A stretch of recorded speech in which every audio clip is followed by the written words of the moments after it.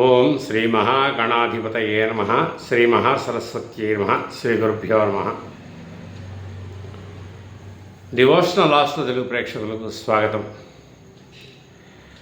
ముఖ్యంగా మనకి నవగ్రహాలలో గురుడు చాలా శుభప్రదమైన గ్రహం అనుకుంటాం. ఈ శుభగ్రహమైన గురువు ద్వారా కూడా కొన్ని దోషాలు ఆపాదించబడతాయి అనేది మనకి కొద్దిగా అర్థం కాని విషయం. ఎందుకంటే సహజంగా ఉద్యోగ భావంలో కానీ, వివాహ భావంలో కానీ, లేకపోతే పంచమభావం సంతాన భావంలో కానీ గురుడు ఉంటే ఏ విధంగా ఉంటుంది అనేది తెలుసుకుందాం మనం.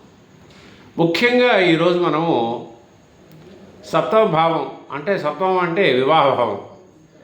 అటువంటి వివాహ భావంలో గురుడు ఉంటే ఏమవుతుంది అనేది తెలుసుకుందాం. మనకి 12 లగ్నాలు ఉన్నాయి, 12 లగ్నాలు ఉన్నాయి. మేషము, వృషభము, మిథునము, కర్కాటకము, సింహము, కన్య, తుల, వృశ్చికము, ధనస్సు, మకరము, కుంభం, మీనం. ఇట్లా 12 లగ్నాల వాళ్ళకి ఏ విధంగా గురుడు ఉంటే, సప్తమంలో గురుడు ఉంటే వివాహ భావం ఎట్లా ఉంటుంది అనేది మనం తెలుసుకుందాం. ముఖ్యంగా మేషలగ్నం తీసుకుందాం. మేషలగ్నానికి గురుడు ఏమవుతాడు? భాగ్యాధిపతి అవుతాడు. మేషలగ్నానికి అంటే 9వ అధిపతి అవుతాడు. ద్వాదశాధిపతి అంటే వ్యయాధిపతి కూడా అవుతాడు. అంటే మేషలగ్నానికి శుభకారకుడు, శుభుడవుతాడు. భాగ్యాధిపతిగా శుభుడవుతాడు. అదేవిధంగా వ్యయాధిపతిగా ఆ ఆధిపత్య రీత్యా పాపి కూడా అవుతాడు. ఆధిపత్య పాపి అంటారు దీన్ని. ఆధిపత్య పాపి అవుతాడు. సహజంగా నైసర్గిక శుభగ్రహమే గురుడు, కానీ ఆధిపత్య పాపి అయ్యాడు. అటువంటి గురుడు మేషలగ్నానికి సప్తమంలో ఉన్నాడనుకోండి. అంటే సప్తమం అంటే ఏంటి? తులాలగ్నం. తులలో ఉన్నాడనుకోండి, ఒకటేమో ఆయనకి శత్రుక్షేత్రంలో ఉన్నాడు, అంటే క్షేత్రబలం లేదు ఒకటి. రెండవది ఆయన మరి వ్యయాధిపతి కూడా అయ్యాడుగా. వ్యయాధిపతి సప్తంలో ఉండడం మంచిది కాదుగా. భాగ్యాధిపతిగా శుభుడైనా కూడా వ్యయాధిపత్యం ఉంది కాబట్టి కొంతవరకు అశుభం చేస్తాడుగా. అంటే పూర్తిగా ఆ లగ్నానికి సప్తమంలో గురుడు ఉంటే శుభుడు కాదు, ఏదో విధంగా ఇబ్బంది కలగజేస్తాడు. వివాహ సంబంధ విషయాల్లో ఇబ్బంది కలగజేస్తాడు. మరి వృషభ లగ్నం తీసుకుందాం. వృషభ లగ్నానికి సహజంగా లాభాధిపతి అయ్యాడు గురుడు. చాలా విశేషం. ఏకాదశ ఆధిపత్యం వచ్చిందంటే మంచిదే. వృషభ లగ్నానికి బుధుడు మరి లాభాధిపత్యం వచ్చినవాడే. కానీ ఇక్కడ ఇంకొక ఆధిపత్యం ఏమిటి? ప్రతి గ్రహానికి 2 ఆధిపత్యాలు ఉంటాయి. రవికి మాత్రం ఒక ఆధిపత్యం ఉంటుంది, మరి చంద్రుడికి కూడా ఒక ఆధిపత్యం ఉంటుంది. అంటే రవి ఒక రాశి అధిపతి అవుతాడు, చంద్రుడు కూడా ఒకటే రాశి అధిపతి. రవి సింహరాశి అధిపతి, చంద్రుడు కర్కాటక రాశి అధిపతి. కేవలము ఒక రాశికి అధిపతులు రవిచంద్రుడు. కానీ గురుడు కానీ, శుక్రుడు కానీ, బుధుడు కానీ, కుజుడు కానీ, ఈ గ్రహాలన్నీ కూడా 2 రాశులు అధిపతి అయ్యటం వల్ల వాటికి ఒక పాపాధిపత్యం, ఒక శుభాధిపత్యం రావడానికి కూడా అవకాశం ఉంది. ఎప్పుడైతే ఆధిపత్య పాపలు అవుతున్నారో అప్పుడు వాళ్ళు మరి సరైన ఫలితాలు ఇవ్వలేకపోతారు. ఇప్పుడు వృషభ లగ్నమే తీసుకుందాం. వృషభ లగ్నానికి లాభాధిపత్యం ఉంది. లాభాధిపత్యం కూడా శుభాధిపత్యంగా పరిగణించబడదు. లాభాధిపత్యం, లాభంలో గ్రహం ఉంటే మంచిదే, లాభ ఆధిపత్యం పనికిరాదు. అదేవిధంగా అష్టమాధిపత్యం, వృషభ లగ్నానికి అష్టమంలో అష్టమాధిపత్యం గురుడు వహించి ఉంటాడు. కాబట్టి వృషభ లగ్నానికి గురుడు సప్తమంలో మనకు ఒకవేళ ఉంటే అది శుభ స్థానం అయినా, తన మిత్రస్థానం అయినా కూడా గురుడు పెద్దగా యోగించడు. ఇది వివాహ సంబంధించిన దోషాలు పరిగణిస్తూ ఉంటే, చూస్తూ ఉంటే తెలిసిన విషయం అన్నమాట, మేము గమనించిన విషయం అన్నమాట. అదేవిధంగా మనము మిథున లగ్నం తీసుకుందాం. మిథున లగ్నానికి సప్తమంలో గురుడు ఉన్నాడు అనుకుందాం. తన స్వక్షేత్రంలో ఉన్నాడు గురుడు. చాలా సంతోషం, బాగుంది, చక్కగా ఉంటాడు. కానీ మిథున లగ్నానికి కొంత మారకాధిపత్యము, బాధకాధిపత్యం కూడా ఉందిగా. అంటే దశమాధిపత్యం, చాలా శుభాధిపత్యం ఉంది. కొంత కొద్దిగా మారక బాధకాధిపత్యం కూడా ఉంది. కాబట్టి అంటే సప్తమం మారకం స్థానము, అదేవిధంగా బాధక స్థానం కూడా. దిస్వభావరాశులకి సప్తమ స్థానం బాధక స్థానం కూడా. అంటే మిథున లగ్నం దిస్వభావరాశి కాబట్టి మారక బాధకాధిపత్యం ఉంది కాబట్టి సప్తమంలో గురుడు ఉంటే స్వక్షేత్రంలో ఉన్నా కూడా అంత పెద్దగా యోగించడు. దశమాధిపతిగా యోగిస్తాడు, చాలా బాగా యోగిస్తాడు. దశమాధిపత్యం చాలా మంచిది. ఏ గ్రహానికైనా దశమాధిపత్యం ఉంటే చాలా మంచిది. ఇంకా శని లేకపోతే మరి కుజ, రాహు, కేతు వీటికి దశమాధిపత్యం ఉంటే ఇంకా చాలా మంచిది. పర్టికులర్గా మనం చెప్పాలి అంటే మరి కుజకేతువులకి దశమాధిపత్యం వస్తే ఇంకా చాలా మంచిది. చాలా విశేషంగా ఆ గ్రహాలు యోగిస్తాయి. కాకపోతే వాడు చెప్పాను కదా నేను, ప్రతి గ్రహానికి కూడా 2 రాశ్యాధిపతులు ఉన్నాయి. వాటికి 2 రాశ్యాధిపతులు ఉంది కాబట్టి 2 రాశులకు అధిపతులు కాబట్టి ఆ ఏ విధంగా అయితే దశమాధిపత్యం వచ్చినా కూడా అక్కడ ఏదో విధంగా మరి వేరే ఆధిపత్యం ఉండడం, సప్తమాధిపత్యం ఏదో ఒకటి ఉండడం వల్ల కొద్దిగా ఇబ్బంది పెడుతూ ఉంటాయి. సప్తం అంటే మారకం, ప్రబల మారకం కాబట్టి. అదేవిధంగా మనం చూద్దాం కర్కాటకం. కర్కాటకుడికి గురుడు భాగ్యాధిపతి, అదేవిధంగా షష్టాధిపతి. ఈ కర్కాటకానికి గురుడు కనుక మకరంలో అంటే సప్తమ స్థానంలో ఉంటే మకరం ఏమవుతుంది, గురుడికి నీచ స్థానం అయిపోతుంది. అంటే తన బలం తగ్గుతుంది అక్కడ. అంటే కర్కాటక లగ్నం వారికి గురుడు కనుక మకరంలో ఉంటే ఇబ్బంది పెడతాడు. ఎందుకు ఇబ్బంది పెడతాడు? షష్టాధిపత్యం వచ్చింది. ముఖ్యమైన విషయము, ఎప్పుడైనా సప్తమానికి షష్టమంతో సంబంధం ఏర్పడితే ఆ పాపం చాలా చెడిపోతుంది.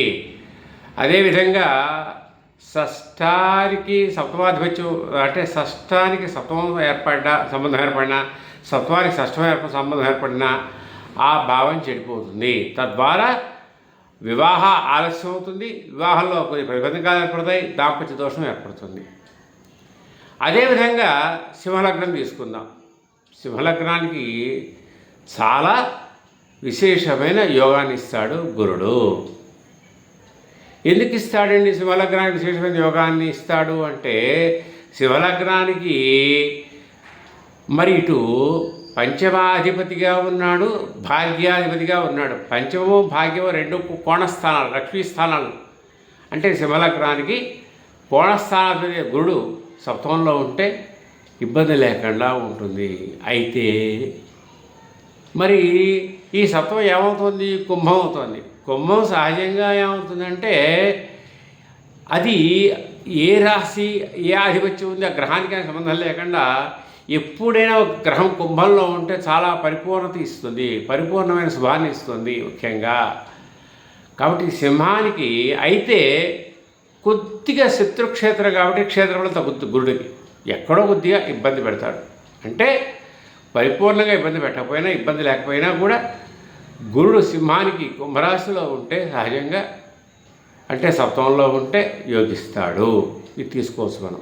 అంటే మనకిప్పుడు గురుడు పరిపూర్ణంగా చాలా వరకు కూడా 90% యోగించే కారకత్వం ఎక్కడుంటుంది? సింహంలో. సింహలగ్నం వాళ్ళకి గురుడు యోగిస్తాడు సప్తమంలో ఉంటే. మనం సప్తమ విషయమే మాట్లాడుకుంటున్నాం. అదేవిధంగా ఇక కన్యాలగ్నం. కన్యాలగ్నానికి కూడా ఏమవుతాడు? మళ్ళీ మిథునలగ్నంలాగానే విశ్వభావ రాశి అవుతుంది కన్యాలగ్నం. విశ్వభావ రాశికి మారకుడు బాధకుడు గురుడు అవుతాడు. ఆ మారకుడు బాధకుడు స్వక్షేత్రంలో ఉన్నా కూడా గురుడు సప్తమంలో ఉన్నాడు. చతుర్థాధిపత్యం కేంద్రాధిపత్యం వచ్చింది, కేంద్రాధిపత్యంగా పాపయ్యాడు. అంటే కేంద్రాధిపతిగా పాపయ్యాడు, అదేవిధంగా సప్తమాధిపతిగా పాపయ్యాడు. దిస్వభావం అంటే ద్వికేంద్రాధిపత్యం వచ్చింది, ద్వికేంద్రాధిపతిగా పాపయ్యాడు. అంటే పాపి సప్తంలో ఉన్నాడు. అంటే నైసర్గిక పాపగ్రహము. ఈ పాపి అంటే మనం ఆయన నిందించినట్టు కాదండి. ఆయన లక్షణాలు బట్టి, ఆయన ఇచ్చే గుణాలు బట్టి, ఆయన ఇచ్చే కారకత్వాలు బట్టి మనం పాపగ్రహం నైసర్గిక పాపి అని చెప్పుకుంటాం. అంతేగాని ఆయన మనం నిందించడం కాదు. అవి గ్రహాలు, దేవతా గ్రహాలు, దేవతా స్వరూపాలు. కాబట్టి మనం ఏ గ్రహాన్ని కూడా మనం నిందించకూడదు. కానీ పాపత్వం ఆపాదించబడుతుంది ఆ గ్రహం ఆ ప్రదేశంలో ఉండగా. పాపత్వం అంటే ఆ గ్రహము మనకి అటువంటి పాప సంబంధమైన దోషాలు ఇవ్వగలుగుతుంది అని చెప్పడం అర్థం. కాబట్టి కన్యారాశికి సప్తమంలో గురుడు ఉంటే మరి దిక్కేంద్రాధిపత్యం వచ్చిగా నైసర్గిక పాపగ్రహం ఆధిపత్య పాప అయ్యాడు. అదేవిధంగా మార్గబాధకాధిపతి అయ్యాడు. సప్తమంలో ఉంటే ఇబ్బంది పెడతాడు. స్వక్షేత్రంలో ఉన్నా కూడా, క్షేత్రబలం చక్కగా ఉన్నా కూడా ఇబ్బంది పెడతాడు. మరి ఇక తులాలగ్నం చూడండి. తులాలగ్నానికి తృతీయాధిపతి, అదేవిధంగా షష్ఠాధిపతి అయ్యాడు. మళ్ళీ చెప్పాను కదా నేను, తృతీయాధిపతి సప్తమంలో కనుక ఉంటే, అసప్తమం ఏంటి మేషం కాబట్టి స్వక్షేత్రం అయింది, చక్కగా క్షేత్రంలో ఉంది. ఆయనకి కుజక్షేత్రంలో ఉన్నాడు కాబట్టి క్షేత్రంలో చాలా బ్రహ్మాండంగా ఉంది. కానీ ఏమైంది, తులాలగ్నానికి పాపి అయ్యాడు, ఆధిపత్య పాపి అయ్యాడు. ఎందుకంటే తృతీయాధిపత్యం వచ్చింది, షష్ఠాధిపత్యం వచ్చింది. దీని ద్వారా ఈ గురుడు చాలా ఈ సప్తమంలో ఉండి, షష్ఠాధిపతి సప్తమంలో ఉండడం మంచిది కాదు కాబట్టి ఆ షష్ఠాధిపతిగా ఇంతకుముందు చెప్పుకున్నాక షష్ఠాధిపతి సప్తమంలో ఉంటే సప్తమ భావాన్ని చెడగొడతాడు. అంటే వివాహ భావం చెడిపోతుంది, ఆలస్య వివాహం అవుతుంది. అదేవిధంగా తర్వాత దాంపత్య సమస్యలు కూడా రావడానికి అవకాశం ఉంది. ఇప్పుడు చెప్తున్నాను చూడండి, ప్రతి లగ్నానికి గురుడు పాపి అయ్యాడు లేకపోతే శుభానివ్వడు అని చెప్తున్నాను. పూర్తిగా జాతకంలో మొత్తం అంతా కూడా కేవలం గురుడు వల్లే వివాహం చెడిపోతుంది, దాంపత్యం చెడిపోతుంది, లేకపోతే వివాహం ఆలస్యం అవుతుంది అనేది మనం ఒక అభిప్రాయం రాకూడదు. ఎందుకంటే ఇతరత్రా శుభగ్రహాలు ఉంటాయి, శనిగ్రహం ఉంది. కొన్ని విషయాల్లో శనిగ్రహం చాలా మంచి చేస్తుంది. ఏకాదశంలో శని ఉంటే మంచి చేస్తాడు. అదేవిధంగా కొన్ని విషయాల్లో బుధగ్రహం మంచి పని చేస్తుంది, రవిగ్రహం మంచి పని చేస్తుంది. కొన్ని గ్రహాలు వాటి యొక్క శుభత్వం ద్వారా ఈ యొక్క దోషాలని పోగొడతాయి. కాబట్టి మనము ఒకేసారి ఒక గ్రహాన్ని చూసుకుని కంక్లూజన్కి రాకూడదు, ఒక గ్రహాన్ని చూసుకుని ఒక అభిప్రాయం రాకూడదు. ఈ గురుడు వల్లే నాకు ఇన్ని సమస్యలు వస్తాయి అనే ఒక అభిప్రాయం రాకూడదు. మిగతా గ్రహాల పరీక్షను కూడా మనం చూసుకుంటూ ఉండాలి. మొత్తం మనకి 9 గ్రహాలు ఉన్నాయిగా, రాహుకేతుతో సహా. రాహుకేతువులు ఎక్కడున్నాయి ఇవన్నీ కూడా చూసుకోవాలిగా. శుభత్వం కానీ పాపత్వం కానీ ఆపాదించేటప్పుడు మనము వాటి యొక్క పొజిషన్ కూడా చూసుకోవాలి, మిగతా గ్రహాల పొజిషన్ కూడా చూసుకోవాలి. ఇది ఒకసారి మీకు చెప్తున్నాను నేను. కాబట్టి ఒకే కంక్లూజన్ రాకూడదు, ఒకే అభిప్రాయం రాకూడదు. ఇంకొక విషయం, సరే మనం తులాలగ్నం తీసుకున్నాం. తులాలగ్నానికి బాగా ఆధిపత్య పాపి అయ్యాడు గురుడు, ఆయన సప్తమంలో ఉంటే మంచిది కాదు. మరి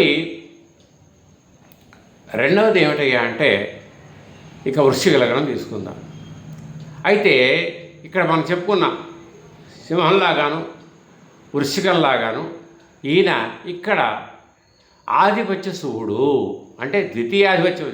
చిన్న మారకత్వం ఉంది కానీ ఎక్కువ మారకత్వం కాదు. ద్వితీయ పంచమాధిపత్యం వస్తే యోగకారకుడు అంటారు. కాబట్టి ఈయన యోగకారకుడు ఈ లగ్నానికి, వృశ్చిక లగ్నానికి శుభుడు.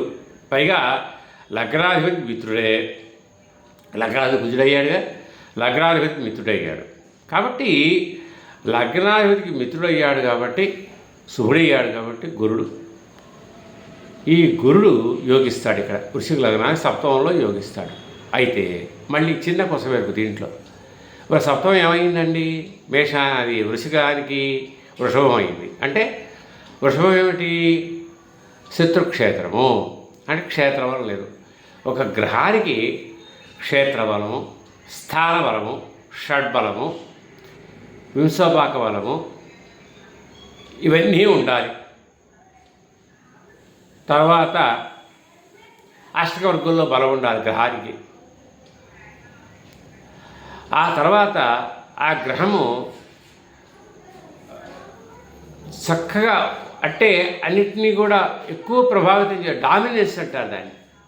అన్ని ఎక్కువగా ప్రభావితం చేస్తోందా, ఎక్కువ ప్రభావవంతంగా పనిచేస్తోందా అనేది మనకు తెలుస్తుంది. కొన్ని విషయాలు లెక్క వేస్తే అది ఎంత డామినెంట్గా ఉంది, 100% ఉందా, 90% ఉందా, 80% ఉందా. అదేవిధంగా షడ్బలాల్లో 100% ఉందా, 80% ఉందా, 90% ఉందా. అష్టవర్గంలో ఎన్ని బిందువులు ఉన్నాయి, ఇవన్నీ కన్సిడర్ చేస్తే గ్రహబలం తెలుస్తుంది. కాబట్టి ఒక గ్రహము శుభగ్రహమైనా నైసర్గిక పాపగ్రహమైనా కూడా మనము గ్రహబలం అనేది చూసేటప్పుడు ఆ గ్రహానికి షడ్బలాలు ఎట్లా ఉంది, అష్టవర్గులు ఎట్లా బలం ఉంది, వింశోపాక బలం ఎట్లా ఉంది, డామినెన్స్ ఎట్లా ఉంది, తర్వాత మూల తత్వాలు ఎట్లా ఉంటాయి, పంచభూత తత్వాలు మనకి ఆకాశతత్వము ముఖ్యంగా మనం గమనించేది జ్యోతిష్యంలో ఆకాశతత్వం ఎట్లా ఉంది, తర్వాత భూతత్వం ఎట్లా ఉంది, జలతత్వం ఎట్లా ఉంది, వాయుతత్వం ఎట్లా ఉంది అనేది చూడాలి. అగ్నితత్వము, జలతత్వము, వాయుతత్వము, భూతత్వము, అంటే వాయువు ఆకాశం అని ఒకటే. అగ్నితత్వం, వాయుతత్వము, జలతత్వం, భూతత్వం. దీన్ని బట్టి కూడా ఈ తత్వాల ఇంబ్యాలెన్స్ వల్ల కూడా మనిషి జీవితం నడకుంటూ ఉంటుంది, అతని ప్రవర్తన ఉంటూ ఉంటుంది, అతని ఫలితాలు ఉంటూ ఉంటాయి, జాతక ఫలితాలు ఉంటాయి. అందువల్ల ఇప్పుడు మనం చెప్పుకుంటున్నాం, మనం వృశ్చిక లగ్నానికి చాలా యోగాలు కూడా అనుకున్నాం, కానీ 2, 5 అధిపతి అనుకున్నాం, కానీ క్షేత్రబలం తక్కువగా ఉంది. అప్పుడు అతనికి ఏమవుతుంది, కొద్దిగా ఇబ్బంది కలుగుతుంది. చిన్న ఇబ్బందులు, పెద్ద పెద్ద ఇబ్బందులు ఏం కాదు, చిన్న ఇబ్బందులు. సహజంగా అందరికీ ఏదో జీవితంలో ఇబ్బందులు ఉంటూ ఉంటాయి. వివాహ జీవితంలో కూడా అన్ని ఇబ్బందులు ఉంటూనే ఉంటాయి, ఇబ్బంది ఏం లేదు, మరీ ఇబ్బంది ఏమి ఉండదు. ఇక మళ్ళీ మనము మరి ధనుర్లగ్నం తీసుకుందాం. ఈ ధనుర్లగ్నానికి ఈయన ఎవరు, లగ్నాధిపతి చతుర్థాధిపతి అయ్యాడు. లగ్నం కూడా కేంద్రమేగా, లగ్నము కేంద్ర కోణం. చతుర్థాధిపతి ఎవరయ్యారు, గురుడయ్యాడు. అంటే ద్వికేంద్రాధిపతి వచ్చింది. మళ్ళీ ఇక్కడ కూడా పాపే ద్వికేంద్రాధిపతి వచ్చింది. ఈ లగ్నానికి సప్తమంలో ఉన్నాడు, అంటే మారక బాధక స్థానంలో ఉన్నాడు గురుడు. అంటే సప్తమంలో ఉంటే కొద్దిగా ఇబ్బంది పెడతాడు. ద్వికేంద్రాధిపతిగా పాపే, ఆ దేశానికి పాపయ్యాడు, ఆధిపత్య పాపయ్యాడు, ఇక్కడ మళ్ళీ ఇబ్బంది ఉంటుంది. అదేవిధంగా మకరం చూసుకుందాం. మకర లగ్నానికి గురుడు ఏమయ్యాడు, తృతీయ వ్యయాధిపతి అయ్యాడు. ఇంతకుముందు తులా లగ్నానికి తృతీయ షష్టాధిపతి అయ్యాడు. ఇక్కడ మకర లగ్నానికి తృతీయ వ్యయాధిపతి అయ్యాడు. అయితే వ్యయాధిపతిగా షష్టాధిపతి పెట్టిన బాధగా పెట్టాడు. షష్టాధిపతిగా తను సప్తంలో ఉంటే ఎటువంటి ఇబ్బందులు పెడతాడో అటువంటి ఇబ్బందులు పెట్టాడు. వ్యయాధిపతిగా కొద్దిగా తక్కువ ఇబ్బందులు పెడతాడు. తృతీయాధిపతిగా శుభుడే కానీ వ్యయాధిపతిగా కొద్దిగా ఇబ్బంది పెడతాడు. కాబట్టి ఈయన సప్తమంలో ఉంటే ఇబ్బంది పెడతాడు మకర లగ్నానికి. మరి కుంభలగ్నం తీసుకుందాం. కుంభలగ్నానికి ఏమవుతాడు, ద్వితీయ లాభాధిపతి. ద్వితీయానికి మార్గం ఉంది, లాభం కూడా అంత మంచి ఆధిపత్యం కాదు, లాభాధిపత్యం కూడా కొద్దిగా మార్గం ఉంది ద్వితీయానికి. ఈయన సప్తమంలో సింహంలో ఉంటే సింహం స్వక్షేత్రం అయింది, అంటే మిత్రక్షేత్రం అయింది. సింహరాశి అది బలవంతుడు, సింహరాశి అది వీరికి మిత్రుడు. కాబట్టి సింహంలో చాలా బలంగా ఉంటాడు గురుడు. అంటే కుంభలగ్నానికి నేను చెప్పాను కదా, కుంభలగ్నానికి ఎటువంటి దోషం పెద్దగా ఆపాదించబడదు. కాబట్టి కుంభలగ్నానికి సింహంలో యోగిస్తాడు, చక్కగా యోగిస్తాడు, బాగా యోగిస్తాడు గురుడు. చాలా వరకు కూడా 90% యోగిస్తాడు. ఒక 10%, 10.5% కొద్దిగా తక్కువగా యోగిస్తాడు. ఈ సహజంగా మనకు ఉండేవి. కాబట్టి మనం ఈ రోజున గురుగ్రహం ఏ రాసుల్లో, అంటే గురుగ్రహం ఏ లగ్నాల వాళ్ళకి ఏ సప్తంలో ఉంటే ఏ విధంగా ఉంటుందని తెలుసుకున్నాం. ఇదే విధంగా మనము ఇంకొక వీడియోలో ఈ గురుగ్రహము అంటే ముఖ్యంగా మనకు కావాల్సిన ఏంటి, వివాహ భావము, ఉద్యోగ భావము, ధనభావము, లేకపోతే పంచమ భావం అంటే మనకి సంతాన భావం, ఇటువంటి భావాలు ముఖ్యమైనవి కావాలి. ఆయుర్భావం అయితే ఆయుర్భావం గురించి జ్యోతిషశాస్త్రం చర్చించకూడదని చెప్పింది కాబట్టి ఆయుర్భావం గురించి మనం మాట్లాడకూడదు. ఆరోగ్య భావం గురించి మాట్లాడుకోవచ్చు కొంతవరకు. కాబట్టి అది ఆరోగ్య భావం గురించి మాట్లాడదాం, లేకపోతే పంచమ భావం గురించి మాట్లాడదాం, లేకపోతే మన ఉద్యోగ భావం గురించి మాట్లాడదాం, తర్వాత మరి ఇతరత్ర ఏదైనా ధనభావం గురించి మాట్లాడుకుందాం. ఓవరాల్గా మనకి ఎట్లా ఉంటుందో అనేది మాట్లాడుకుందాం. కాబట్టి రేపు ఇంకో వీడియోలో మనం ఈ యొక్క సప్తమ భావం తర్వాత ధనభావం గురించి మాట్లాడుకుందాం. ధనం మూలం ఇదే జగత్ అంటారు కాబట్టి ధనభావం గురించి మాట్లాడుకుందాం. స్వస్తి. మీకు ఈ వీడియో నచ్చినట్లయితే నా వీడియో సబ్స్క్రైబ్ చేయండి, లైక్ చేయండి. లైక్ చేస్తే చాలామందికి కూడా ఇది వెళ్తుంది ఈ వీడియో. చాలామందికి కూడా ఈ యొక్క సంబంధించిన గ్రహ సంబంధించిన విషయాల్లో చాలా అవగాహన తక్కువగా ఉండి వాళ్ళు రకరకాలుగా ఇబ్బందులు పడుతూ ఉంటే వాళ్ళ జాతకంలో ఈ గ్రహ ప్రభావం ఎట్లా ఉందో తెలియకపోతే వాళ్ళు అర్థం చేసుకుంటారని ఈ వీడియోలు పెడుతున్నాను. ఈ వీడియోల వరుస క్రమంలో ఒక్కటి అందరికీ చేరితే చాలా మంచిదన్న ఉద్దేశంతో నా వీడియో లైక్ చేయండి, సబ్స్క్రైబ్ చేయండి, షేర్ చేయండి. మంచిది. శుభం.